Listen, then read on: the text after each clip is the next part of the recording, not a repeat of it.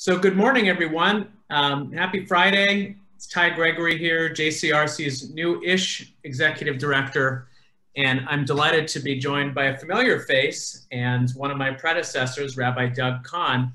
And Doug and I were talking a couple weeks ago, and I understand he has this wonderful tradition of analyzing our elections with the Jewish community in mind. So we thought that we would sort of turn it into a fireside chat, minus the fireside, and kind of have a conversation, the two of us, about everything that has happened over the past week or so. Felt like a year watching the election returns, but whatever length, to talk about what the consequences are, both for our Jewish community and our community relations work moving forward. So, Doug, it's a delight to have you join us. It's a delight to be with you, Ty. So let's start with that million-dollar question, looking at the outcome of the presidential race. What do you think are the ramifications for our community? How do you look at it? Well, it's a great question, and let me just say it's a thrill to be with you today. I am JCRC is my favorite organization, and it goes from strength to strength. You and your team have been doing amazing work there, Ty. So a pleasure to be with you. I think I've been doing these analyses since Teddy Roosevelt. So, or it seems almost as if. So it's a pleasure to do this again today. Maybe I'll take a few minutes and just talk a little bit about how the Jews voted, because I think that's an important backdrop. Would that be a good place to start? Sure. Awesome. And let me just say that if any of us doubt about the existence of the Bay Area bubble, when all is said and done, it looks like Joe Biden will probably win the popular vote by around 4% in nationally. In the Bay Area, if you take the city of San Francisco, it will be a 72% spread between Joe Biden and Donald Trump. And the least amount of spread in the Bay Area is Santa Clara County with a 50% spread of 74 for Joe Biden and 24 for Donald Trump. Bottom line, we live in a bubble in the Bay Area. I think what's always interesting to me is to first understand Jewish voting patterns before we look at the ramifications. And in 2016, in the main exit polls, it showed that Hillary Clinton received 71% of the Jewish vote and Donald Trump 24%. This time, the main exit poll, with the caveat that exit polls were different than ever before because 2 out of every 3 individuals voted before election day by mail. So it's very, very hard to do apples to apples, but it's the best we can do. So if it was 71-24 in 2016, this time it was 68% for Joe Biden and 30% for Donald Trump, showing an increase of 6% of the Jewish vote this time around. A few other statistics I think that are of interest. Nationally, Donald Trump increased 8% in his African-American vote from 2016. He increased 4% in the Latino vote and 4% in the Asian vote. In short, the Jewish vote increase for Donald Trump was in line with that of various ethnic groups. A pre-election AJC survey showed that 74% of Orthodox Jews expected to vote for Donald Trump, which is a huge increase compared to 4 years ago, and 18% for Joe Biden. Nationally, I think there were 4 issues that really drove this election for each candidate. For Donald Trump, it was economy and crime and safety. For Joe Biden, it was coronavirus and healthcare and racial justice. These are really mirror images of each other. And we're talking about huge majorities that decided on the basis of these specific issues. Of course, climate change, gun control, reproductive rights, immigration, foreign policy were specific issues that might motivate individual voters. But the ones I laid out were the dominant issues in this campaign. So I think it's interesting to look at what are some of the issues, the other issues that could explain Jewish voting patterns. And I think it's important to talk about because I think it's part of ultimately how we think about healing our own community in the aftermath of a very contentious election that still is in in contention in some folks' minds.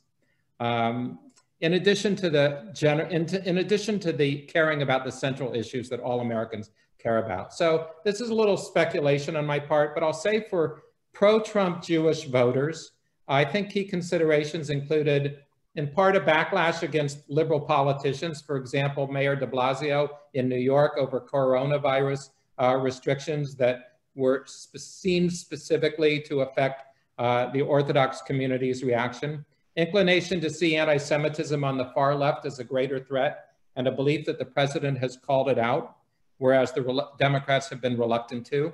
Support for policies that are seen as protective of religion, which is viewed as under ever-increasing attack from the progressive community, and support for parochial education. Perception that Donald Trump is Israel's greatest friend, moving the embassy, taking on the long-standing claim that doing so would lead to an explosion, recognizing Israel's sovereignty over the Golan Heights, nurturing peace deals with Gulf states, and thereby breaking the mold around the idea that there could be no real movement between Israel and the Arab world until the Israel-Palestinian conflict is resolved, pulling out of the Iran deal, and concern about the direction of the Democratic Party, particularly in shorthand, the Squad.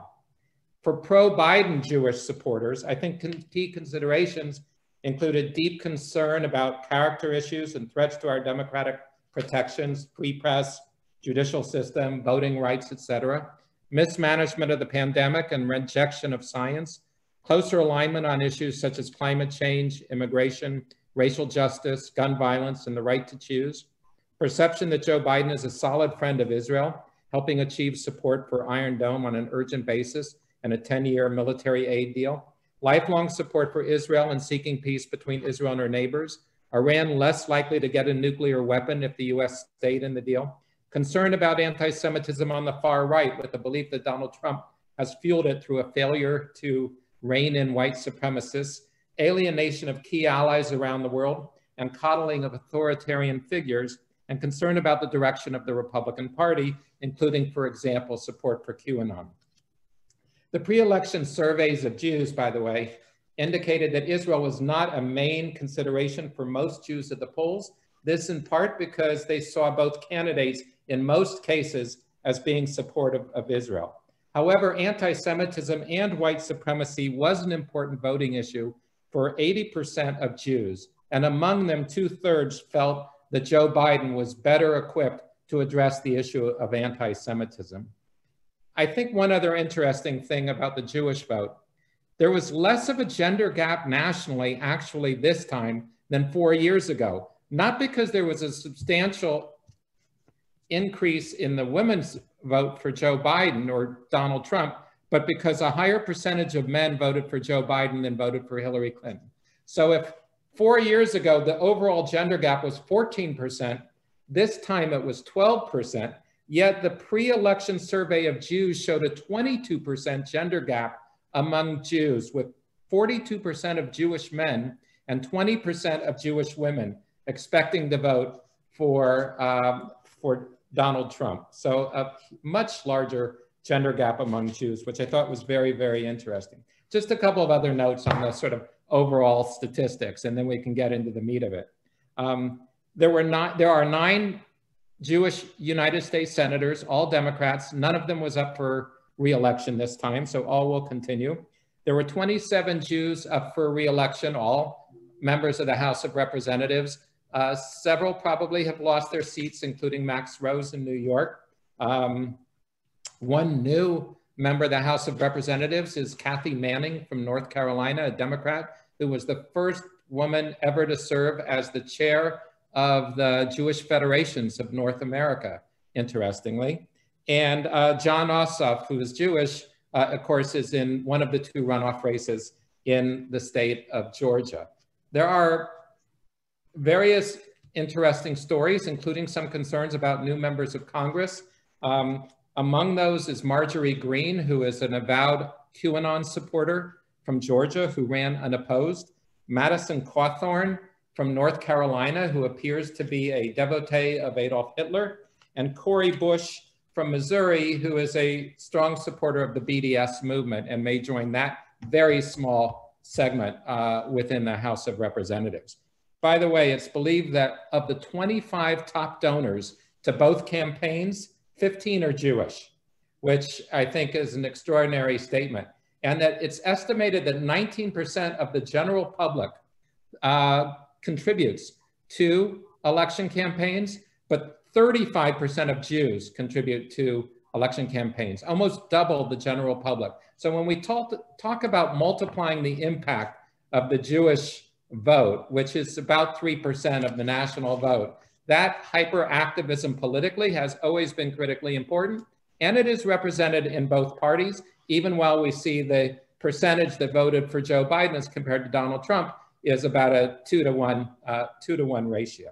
So those are just a few thoughts or a few stats about this election that I think was particularly interesting to read and to compare to 4 years ago. Thanks, Doug. And as all eyes turn to Georgia for this double runoff, if John Ossoff pulls this out, it means we'll have a minion in the Senate. So looking at state and local results, just a couple things I want to highlight. In the state legislature, we have a flat result in the assembly. So the assembly is no more D's or R's in the assembly. And in the Senate, the Republicans lost 2 seats in Orange County. So the Democrats retain a very, very strong control over the state legislature in California. So there's not really a change in the balance of power there, as opposed to 2018 when the Republicans lost significant numbers of seats. So sort of the status quo in Sacramento. I also want to highlight a couple of the ballot propositions. Very interesting that a lot of the progressive ballot propositions failed, like the Uber and Lyft proposition. They've infused a lot of money into there to keep the gig economy going.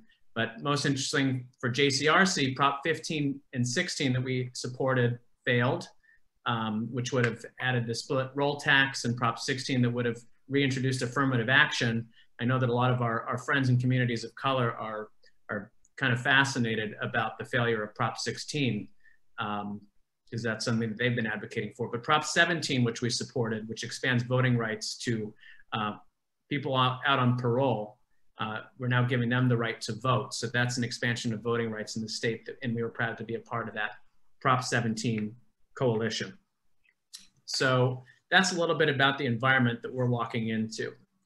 So Doug, I want to turn now to sort of what you mentioned before about sort of these far right and far left threats to the Jewish community. We have BDS and all the Benjamins on one side, and we now have these QAnon supporters and Hitler-friendly voices on the far right. This is a bipartisan problem that's going to take bipartisan solutions at a time of unprecedented division in our politics.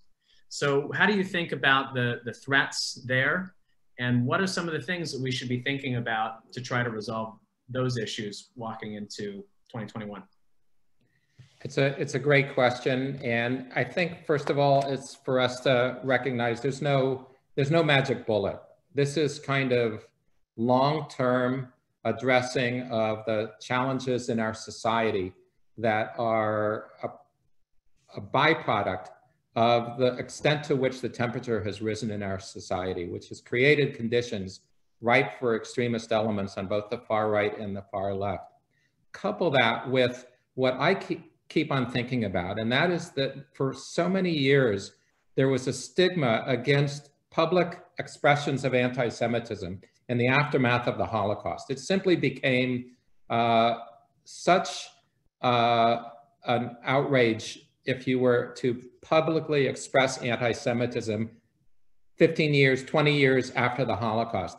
And now we're 75 years from the end of the Holocaust. And I see this stigma slowly eroding, and I worry very much about the implications of that as well, when you throw that reality into the mix of the volatility that exists in American society. So it seems to me that we have a continued leadership role to play as a Jewish community in conveying to top leaders in our country and at every level their responsibility for addressing any manifestations of hate as quickly as possible, and to engage in what I'll call a full court press approach, which means that the platform is important. Looking at how it plays out in social media and gets supercharged, I think, is critically important. And understanding the consequences of letting hate slide by because it may seem that it's politically expedient to do so is critically important, whether you're on the left or on the right. And I think, you know, we are facing a situation in the Jewish community that is very different than what we faced before, which is that anti-Semitism is increasingly expressed both on the far left and on the far right, and they're expressed very differently. On the far right, it often is in terms of more explicit, violent, prone anti-Semitism with crude ideologies and conspiracy theories. And on the left, it's often, on the far left, it's sometimes hidden under a smokescreen of virulent anti-Israelism. And I think what we as a community have to do is to make sure that we don't say one is more dangerous than the other, because the more we get sort of sucked into that debate, the more we dissipate our own ability to take it on and to challenge it. And what I think we need to look for from leadership, and I am confident that a President Joe Biden will do this, is to speak equally strongly to the manifestations of hate and extremism, whether they're from the far left or from the far right, and not to choose one as being more dangerous than the other. I was struck, my mentor, Earl Rabb, when he died, we went back and we collected all of his writings. And by the way, it's available on a link through the JCRC website. And Earl was an intellectual genius and visionary. And he was the first full-time director of JCRC. And by the way, Ty, you're only the fifth in 75 years. We've had great continuity. So here's to many, many wonderful years in the position. But I want to read something that Earl wrote and have people who are joining us today, and thank you all for joining. I know I have so many friends who are on today on the Zoom call, but see if this sounds contemporary in your mind. The critical ingredient in a dangerous polarization is always the injection of political moralism. That is, one's opponent is not just wrong in the open marketplace of ideas, he is evil. As a Christian publication wrote, we believe that America, the stronghold of faith on this planet, has come under increasing attack from Satanist forces in recent years, launched by the rulers of darkness of this world and insidiously sustained under the ever more liberal ethic. If your political opponent is not just wrong, Earl says, but evil, then the way is open for the model components of political extremism, the conspiracy theory and the understanding that one must suspend democratic procedure in order to deal with conspiratorial evil, and the development of target groups to carry the conspiracy, notably ethnic groups and most notably the Jews.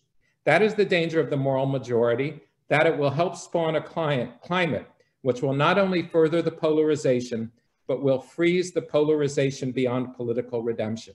Earl is describing a situation in which the level of polarization is so great that we no longer look at our political opponents as simply people with strongly held different ideas, but people who are a direct threat to our well-being. And that's how an increasing number of Democrats look to Republican voters and how an increasing number of Republican voters look to Democratic voters as measured by the Pew Center. And what Earl is saying is that is exactly the conditions that we need to be most worried about, that are most conducive to political extremism. And that's from a speech he gave 40 years ago in November 1980, when the moral majority first emerged on the scene. So it's incredibly prescient, it's prophetic, and it's what I think we have to address today. I think the work of JCRC, both on the civil discourse side and on the building of community relations side with key leaders in other groups who are also targeted with hate, is therefore more critical than ever in this climate. Absolutely, and it's easy to criticize anti-Semitism on the side of the aisle that you don't identify with, but it's a different challenge altogether to confront anti-Semitism on your own. And it looks like the Labour Party did that recently with Jeremy Corbyn, banning him from the party after all those terrible years of fanning the flames of anti-Semitism on the left. But we have a lot of work to do to get Democrats and Republicans to confront it in their ranks. We can't let it continue to sift into the mainstream. So switching gears, you know, someone said, Ty, who do you think is going to win the election? I said, I don't know, but there'll be Jewish grandchildren in the White House. And sure enough, all of Joe Biden's grandchildren are technically Jewish. All of his kids married Jews. Right. Of course, we're to have the second mensch in the Naval Observatory. So there's very strong ties to the Jewish community, both in the families of the president and vice president-elect. That said, you know, a lot of folks are nervous about what this administration means. So I'm wondering if you can share a contrast between what we've expected from the Trump administration to the future Biden administration, but also what we might expect some of the differences are between an Obama administration and a Biden administration. So are you thinking particularly in relationship to Israel-American relations on that question? I think that's mostly what's on everyone's minds, but also we're in a different era of anti-Semitism than we were, you know, 10 years ago. So maybe how might this administration think about confronting anti-Semitism? I think it's a great set of questions. I'll say this, that Joe Biden has made very clear that what led him, or at least this is what he has said, what led him to jump into the race ultimately was what happened in Charlottesville, and including the president's comment about, and I know there's a larger context, but talking about good people on both sides. And that, I think, was, you know, a key moment for him where he became alarmed about the extent to which license might be given to more extreme groups. And he couldn't be more explicit about his condemnation of anti-Semitism, and to the extent that it also is an issue on the far left as it relates to the BDS movement itself. I have one quote that he made, which said that it's the BDS movement, or let me quote it exactly. The wholesale effort to delegitimize Israel is the most serious threat to Israel's long-term security and viability.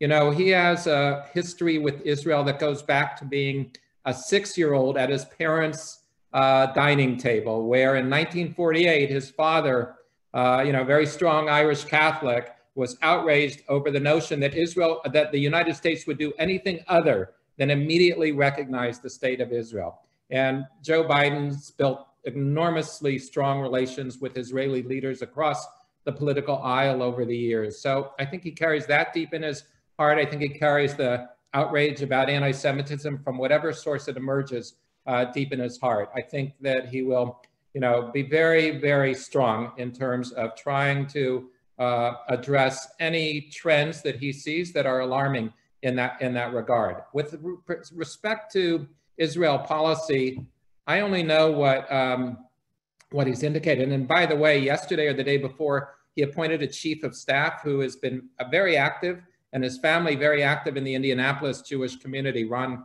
Klein, I think his name is, Klein, and deep ties. But Joe Biden has said he has no intention of changing the move of the American embassy to Jerusalem, that he plans to abide by it. I don't know if he'll renege on American sovereignty on the Golan Heights, which was in any event a largely symbolic gesture. Very clearly that he will want to build upon the Abraham Accords and further more opportunities for diplomatic relations between Israel and the Gulf states. One of the absolute accomplishments of the Trump administration that has created 3 additional positive ties between Israel and the Arab world, actually much warmer than Israel has enjoyed with either Egypt and Jordan, even though Egypt and Jordan were so significant because those were true enemy states of Israel, and Sudan technically an enemy state of Israel. So these are accomplishments that Joe Biden will probably build upon. But I do think that he will, unlike the Trump administration, look for opportunities to re-engage on the Israeli-Palestinian front. Always a question of how much political investment he'll put into that. But he is likely to reopen the Palestinian Authority office in Washington to allow aid to flow that had stopped flowing into the Palestinian Authority. Whether they'll contribute to the United Nations Relief Works Agency, which has been highly problematic over the years, is I think, an open question. And I think he knows that Barack Obama, who I think objectively helped Israel tremendously on the security front, but where there was an icy relationship, in part because of some early mistakes made by the Obama administration, as much to do with style as to do with substance, I think. I think he's going to try to avoid that to the greatest extent. And at the same time, you know, Joe Biden is in addition to the president-elect of the whole United States, a Democratic leader, and he will be facing some forces within the Democratic Party that will want to push him more. But Joe Biden won this election by moving to the center. And I think that while there are some debts that will come due, he greatly owes African-American leaders for what they did to help produce this election. And I hope that that will mean some significant new efforts in the pursuit of racial justice.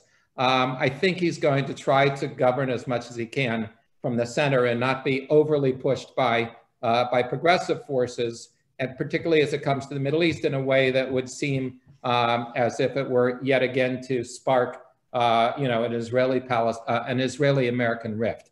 Having said all that, Bibi Netanyahu, and I see already snippets coming out from Barack Obama's memoir that I think is being published next week. Bibi Netanyahu is a brilliant political mind, and he's going to be looking more over his right shoulder than his left shoulder for his own political future in Israel, which means that he won't hesitate to speak publicly if he thinks that the American administration is placing him or Israel in a difficult security or political position. And I think what that really translates into is, can we get through the Iran situation without going through another knockdown, drag-out battle between the United States and Israel, and one that also directly affects the temperature within the Jewish community? Because Joe Biden would like to find a way to re-enter an Iran deal, but with better terms than the ones that were those under the Obama administration. And I think we have to get ready for the possibility that there could be some significant testing around that. And we know that Iran has been enriching uranium far beyond what the deal allowed. Right. So we do anticipate this issue is going to come front and center. I want to add by the way, go ahead. I just want to add one other, I think, key thing, and that is, because I do not want to forget this, you know, Joe Biden brings with him an individual who will be a very active vice president, Kamala Harris, who first woman, first Indian American, first African American in that role. First, as you said, first Jewish, second husband, mensch, in Doug Emhoff.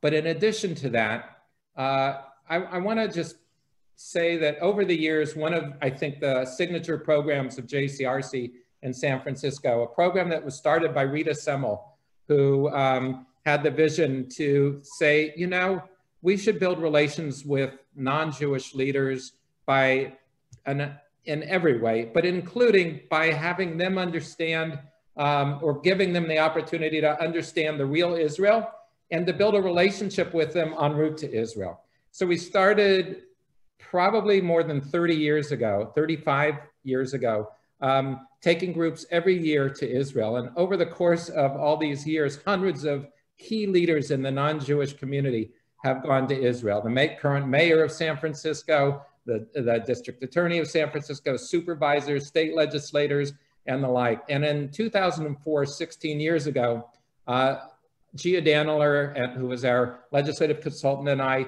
took a group of public officials to Israel, including the district attorney of San Francisco, and that individual is Kamala Harris.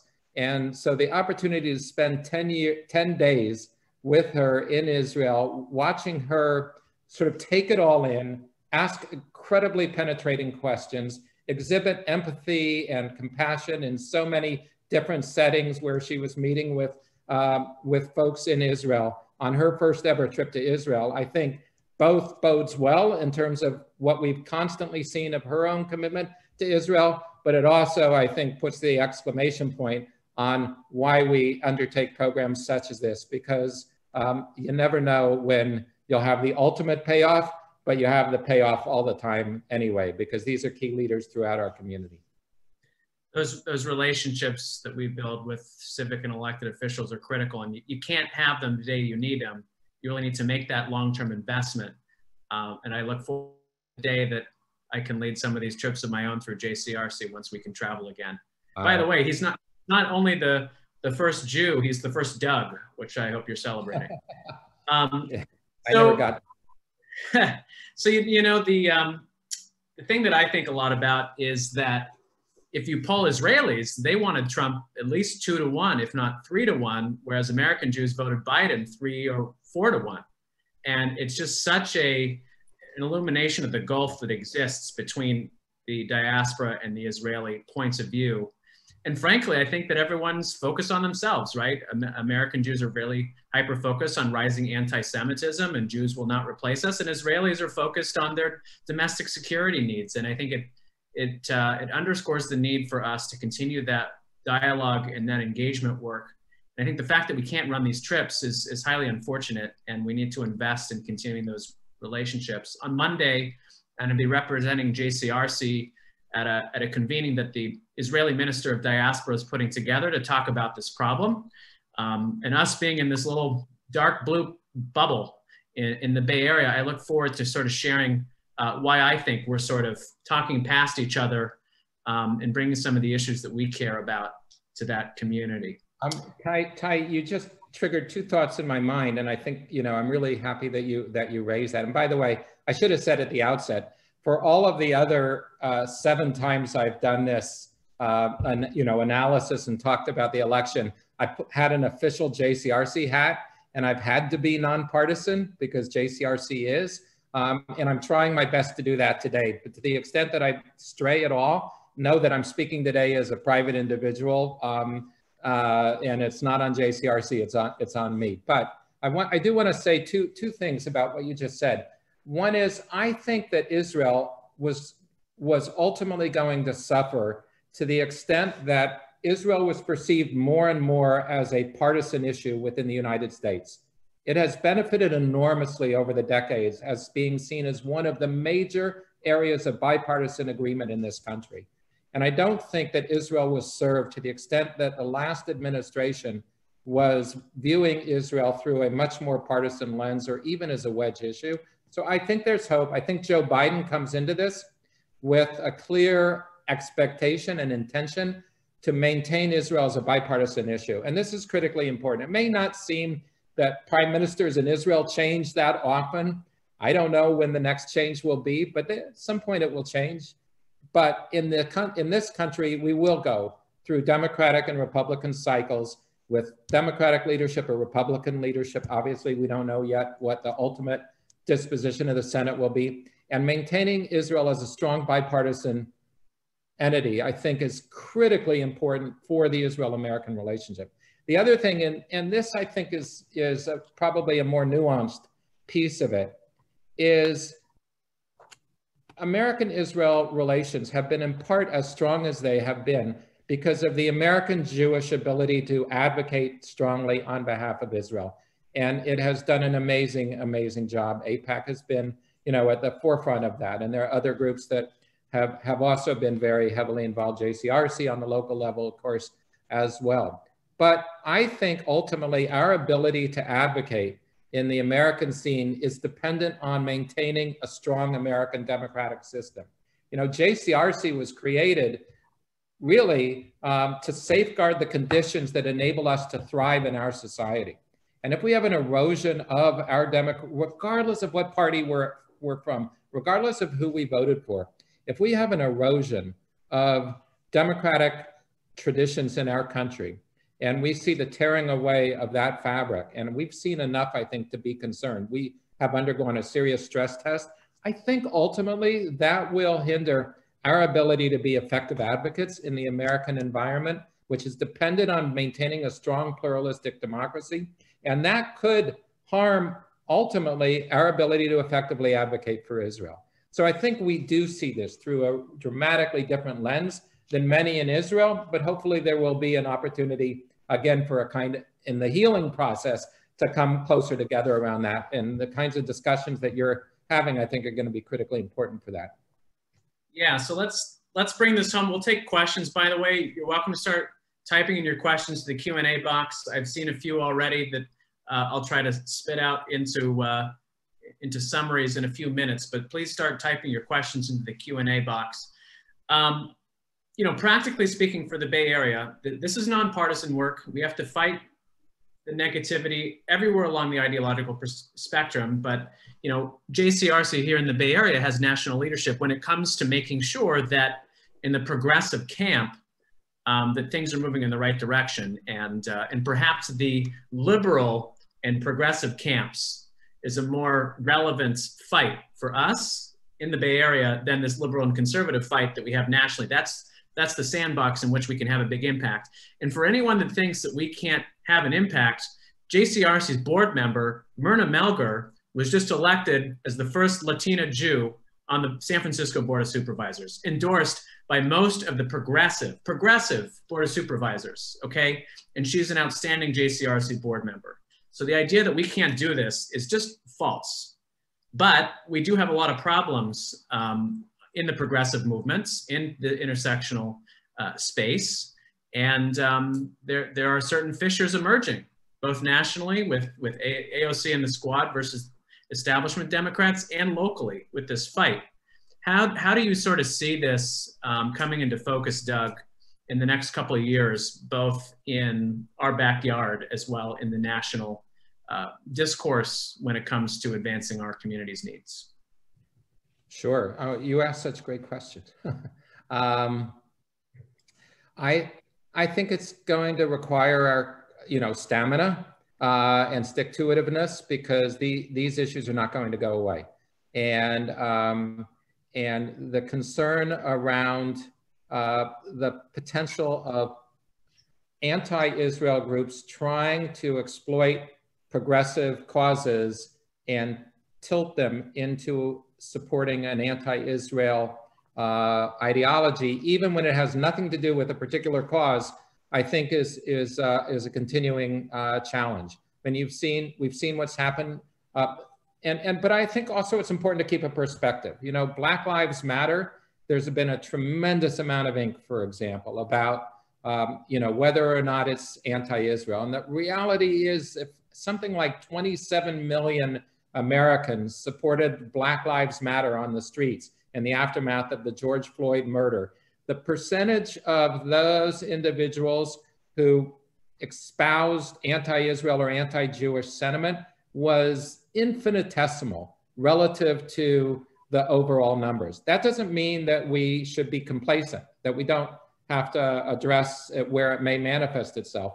But I also think we have to keep it in perspective and be as precise as we can in terms of where the challenges lie. We've seen many challenges in the Bay Area over the last number of years. A rape crisis center requiring its volunteers and interns to sign essentially an anti-Zionist loyalty oath.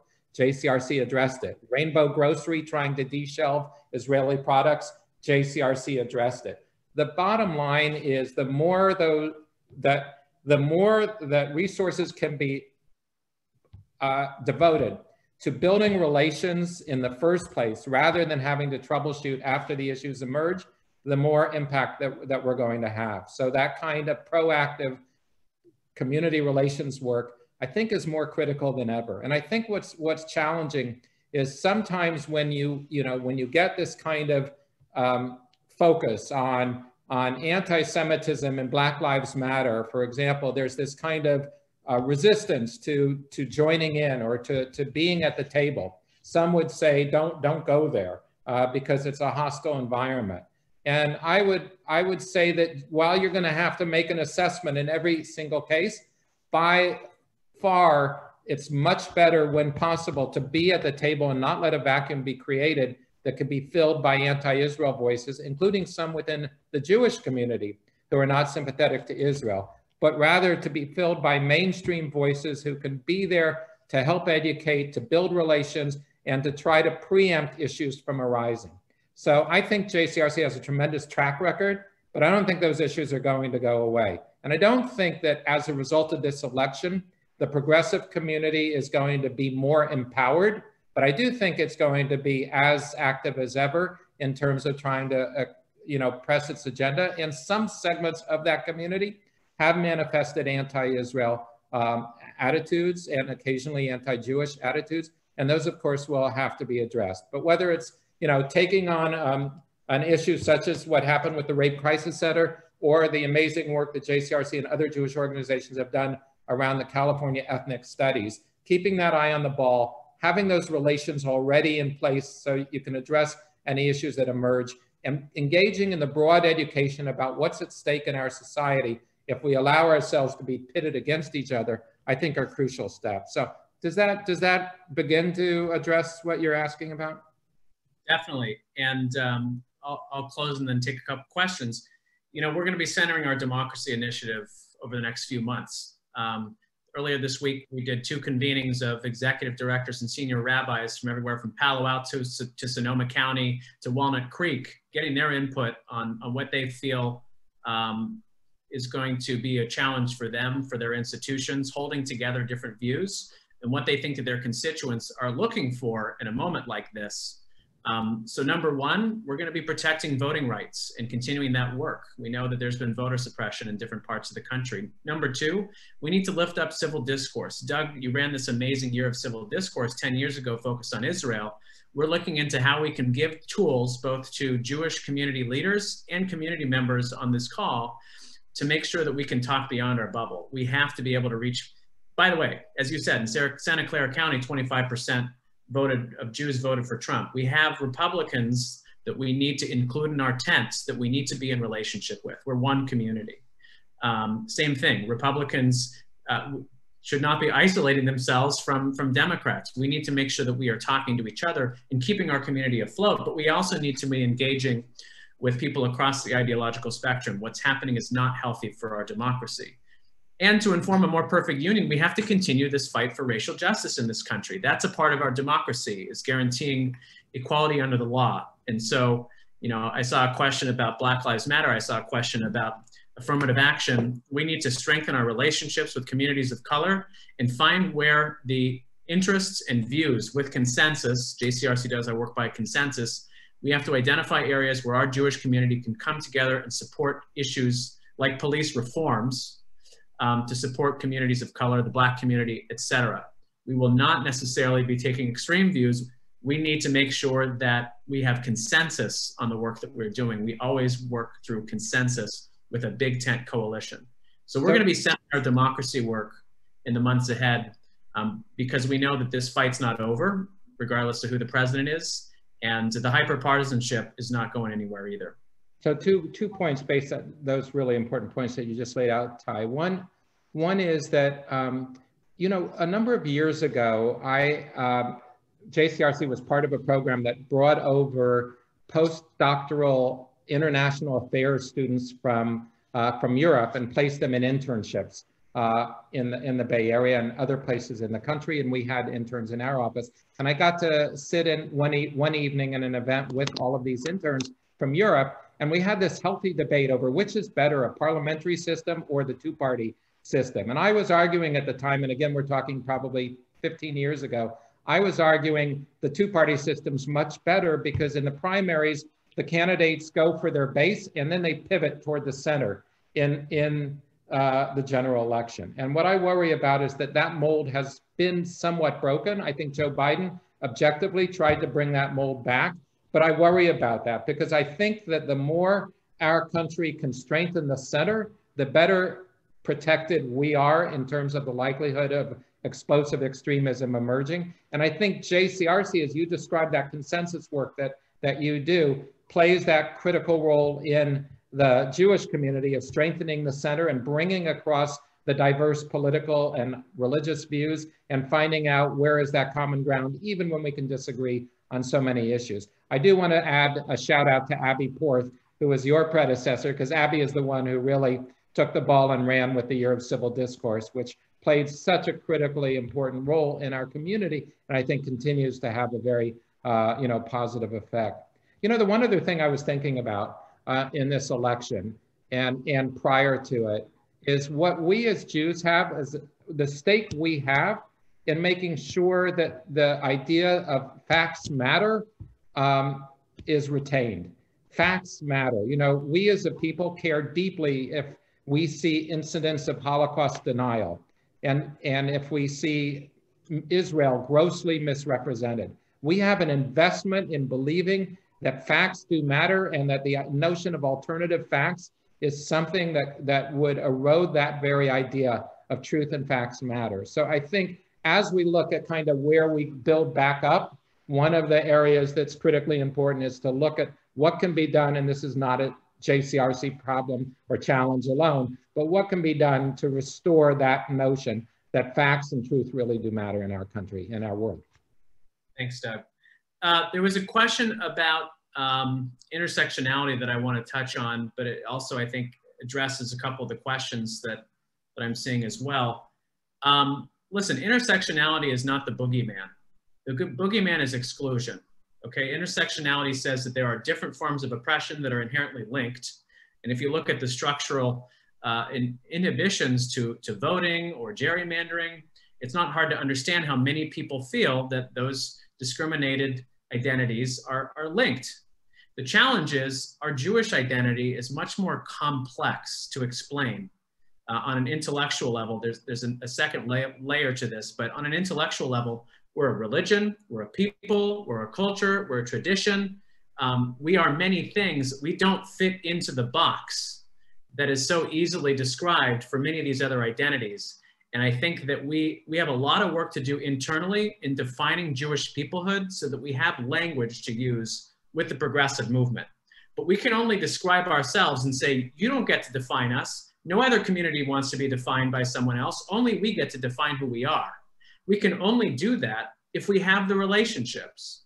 And so people say, oh, JCRC is a Jewish organization. Why aren't you only focused on anti-Semitism and BDS? Well, guess what?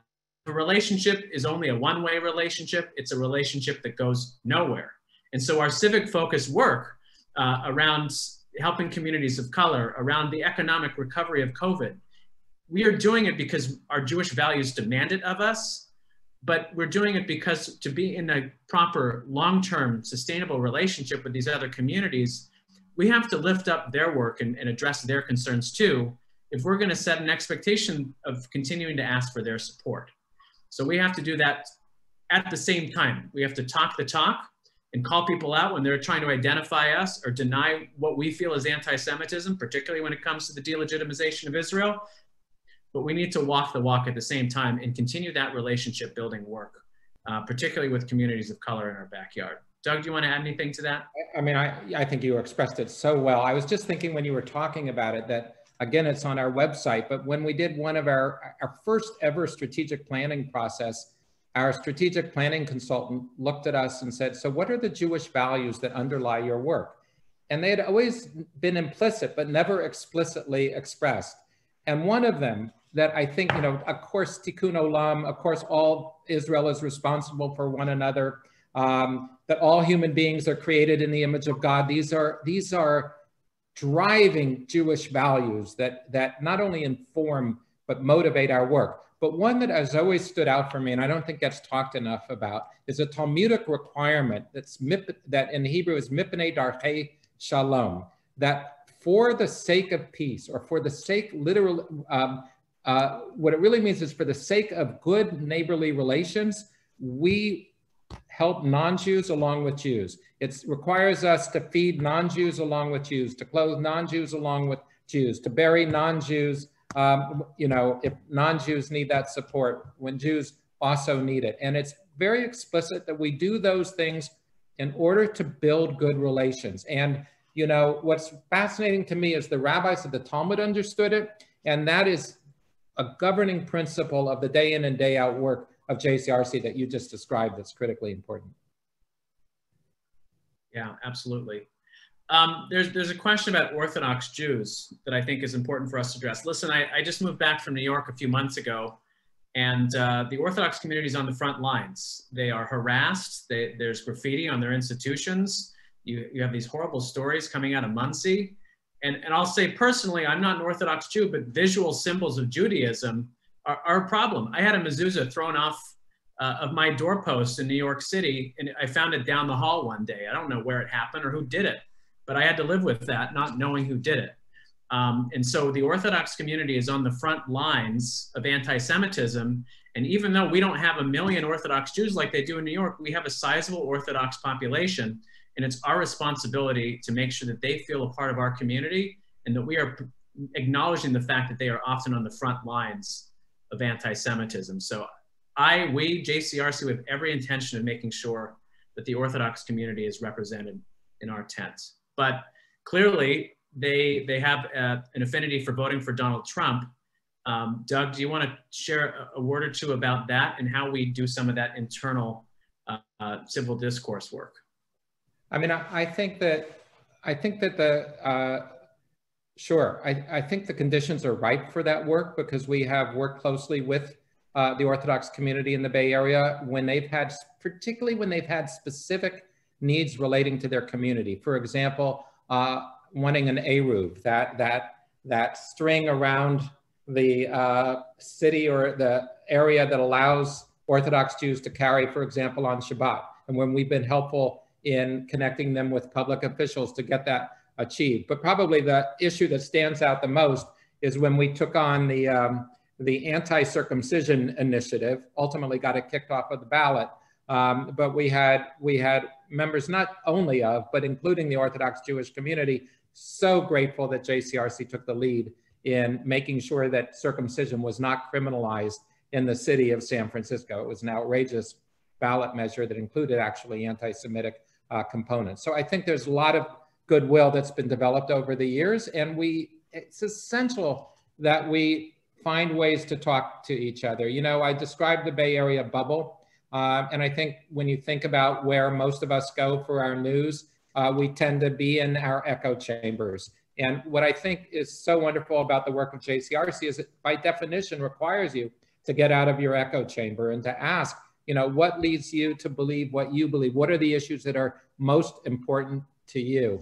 So I think it's great that you're approaching it in that way. But I also have to say one little sort of personal side note, when you mentioned Muncie, New York and the horrific attack that occurred there, it dawned on me that an associate director of JCRC, whose name is Felice Cherami, who preceded Abby before she became director and was associate director. And Felice and her husband were on a Jewish journey together that led them ultimately to adopt a Haredi or ultra-Orthodox lifestyle. And they ended up moving to Muncie, New York. And I hadn't talked to Felice for quite a long time. And I didn't even know if they had a telephone. But after the attack, I did some digging online and I found a phone number and I called the home, and a child answered and hung up on me twice when hearing the sound of a male voice that they didn't know. And I called back a third time and said, look, I'm an old friend of your mother's. She worked with me in San Francisco. I just would love to talk to her. And I said, I won't call again, but please put her on the line. And Felice was so touched that we in San Francisco reached out to her after this attack. So you never know where you might find old acquaintances and friends. But when you mentioned Muncie, I certainly thought of that. So I think that outreach work is critically important. Absolutely. You know, I just also want to say it's the same way I feel about interreligious work, where we get to work with the Catholic community, the Mormon community, the various Protestant, the Buddhist, the Muslim community, or with African American, Latino, and Asian and other ethnic communities. We are enriched. We strengthen our own sense of self in relationship to other communities. And that's got to be true inside the Jewish community as well. Absolutely, Doug. Well, we're just about out of time. Any final words before I make some closing comments? I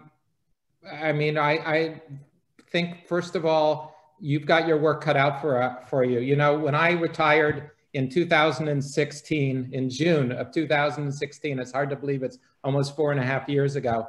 I thought, oh, good, you know, I've tied a ribbon around every issue. Everything's going to be just great. I can go and I don't have to turn the news on ever again.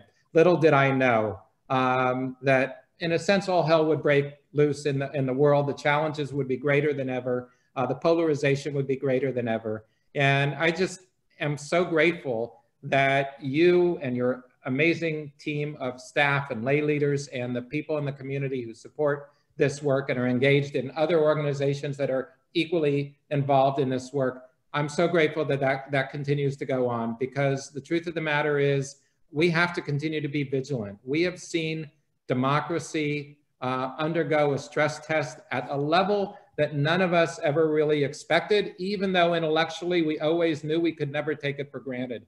And it is just such a sober reminder of how much work we have to do going forward. So I sleep better at night, not when I turn the news on, but when I know that there are such capable people doing this work day in and day out. Thank you, Doug. And just as you had Earl Rob, I'm incredibly grateful to have you and look forward to quoting you for many years to come. Thanks, guys. This has been a delight to be with you. Great. So listen, folks, you know, I never miss an opportunity to make a pitch, and that is that we have a lot of work to do together, safeguarding our democracy, fighting BDS from the college level now to the high school level with this ethnic studies fight, fighting rising anti-Semitism in our schools, in public spaces, in city councils. This work is becoming acutely important, and we appreciate all the support that you give JCRC. And if you're ready to make your annual gift, please contact me or our development team. We really appreciate your support, and we need the tools to be able to expand this work for years to come. So with that, this conversation will continue, and we'll do this again, Doug. This has been great. I thoroughly enjoyed it, and Shabbat Shalom to everyone, and I look forward. Thanks everyone for joining us. Have a great weekend.